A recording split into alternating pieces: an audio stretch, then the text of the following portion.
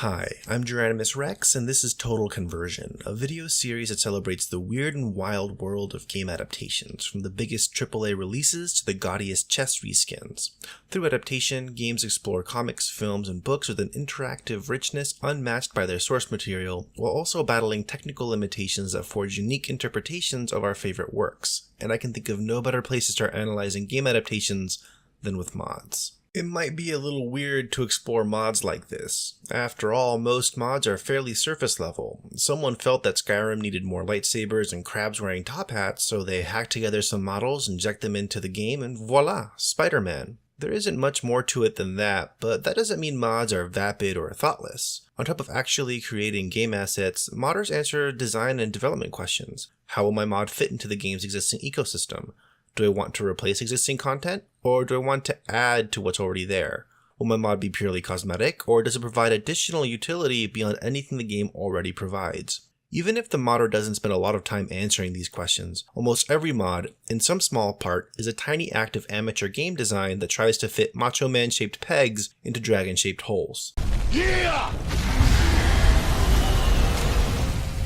However, there is a special kind of mod that captures the peculiarities of game adaptation, this series' namesake, the Total Conversion. Strictly speaking, a Total Conversion is a mod that replaces every aspect of the original game with new assets, mechanics, user interface, and more. The mod Sins of the Prophets, a Halo-themed Total Conversion for Sins of a Solar Empire Rebellion, shows the lengths to which a game can transform into something radically different through the hard work of passionate fans. On a surface level, Sins of the Prophets might look like just a thorough reskin of Rebellion, going so far as to redub the audio barks and replace the UI, and especially since the underlying economic model remains mostly unchanged.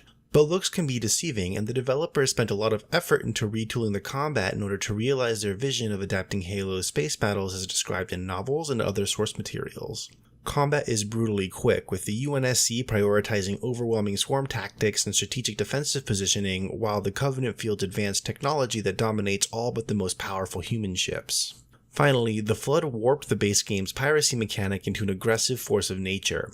Unsatisfied with pillaging credit, they will infect entire worlds and add player ships to their own armadas, eventually wiping out the player factions and consuming the whole map if they're not dealt with in time. This lends a certain PvPvE feel to any game where they are present, as each player balances fighting each other or cooperating against the Flood. Taken together, these changes give Sins of the Prophets its own unique identity while still feeling like the base game Sins of a Solar Empire.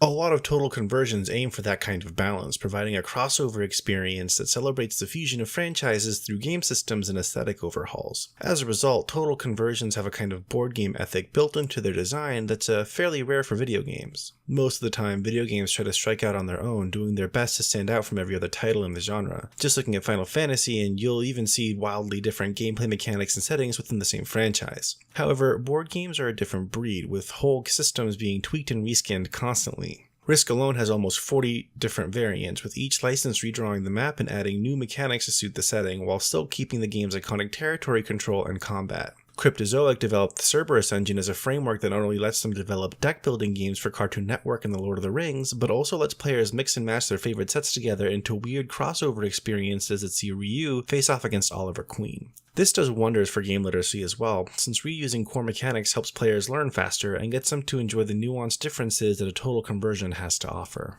Adaptations are always tricky, so it's important to respect the work put in, regardless of whether it's the project of a group of passionate volunteers or the product of a gang of professional developers. Without game adaptations, we wouldn't be able to connect with our favorite stories through play, and mods in general, but Total Conversions in particular, fuse different franchises into familiar chimeras that even the biggest AAA publishers wouldn't dream of making. And I think that's something special. Thanks for watching.